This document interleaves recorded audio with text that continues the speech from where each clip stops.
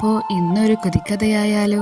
വൈകിട്ട് എന്ത് കഴിക്കുമെന്ന് ആലോചിച്ചിരുന്നപ്പോഴാണ് അച്ഛൻ ഇന്നലെ കൊണ്ടുവന്ന കൊള്ളി ഇരിപ്പുണ്ടല്ലോ എന്നോർത്തത്. പിന്നെ ഒട്ടും വൈകിച്ചില്ല, കൊള്ളിയും പൊട്ടിയും തന്നെ ഉണ്ടാക്കാമെന്ന് തീരുമാനിച്ചു. അതിനായി എണ്ണ ചൂടാക്കി അരിഞ്ഞു വെച്ച സവാളയിട്ട് നന്നായി വഴറ്റി അതിലേക്ക് ചതച്ച് വെച്ച ഇഞ്ചിയും വെളുത്തുള്ളിയും കൂടെ ചേർത്ത് പച്ചമുളകും വേപ്പിലയും കൂടെ ചേർത്ത് പൊടികളായ മല്ലിപ്പൊടി, മഞ്ഞൾപ്പൊടി, മുളക് പൊടി, ഗരം മസാല, ഉപ്പ് എന്നിവ കൂടെ ചേർത്ത് നന്നായി ഇളക്കി യോജിപ്പിക്കുക. അതിൻ്റെ പച്ചമണം മാറിക്കഴിഞ്ഞാൽ ഉപ്പും കുരുമുളകും ഇട്ട് വേവിച്ച് വെച്ച ബോട്ടി കൂടെ ഇതിലേക്ക് തട്ടുക. ബോട്ടിയിൽ മസാല നന്നായി പിടിക്കുന്നത് വരെ ഇളക്കി യോജിപ്പിക്കുക. പിന്നീട് ഇതിലേക്ക് മഞ്ഞൾപ്പൊടിയും ഉപ്പും ഇട്ട് വേവിച്ച് കൊള്ളി കൂടെ ചേർക്കുക. കൊള്ളിയും മസാലയും കൂടെ നന്നായി ഇളക്കി യോജിപ്പിക്കുക. നമ്മുടെ സ്വാദിഷ്ടമായ കൊള്ളിയും ബോട്ടിയും റെഡിയായി കേട്ടോ.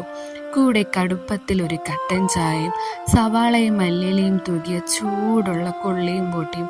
വൈകിട്ടത്തേക്കുള്ള സ്പെഷ്യൽ റെഡി. ആഹാ, എന്താ സ്വാദ്!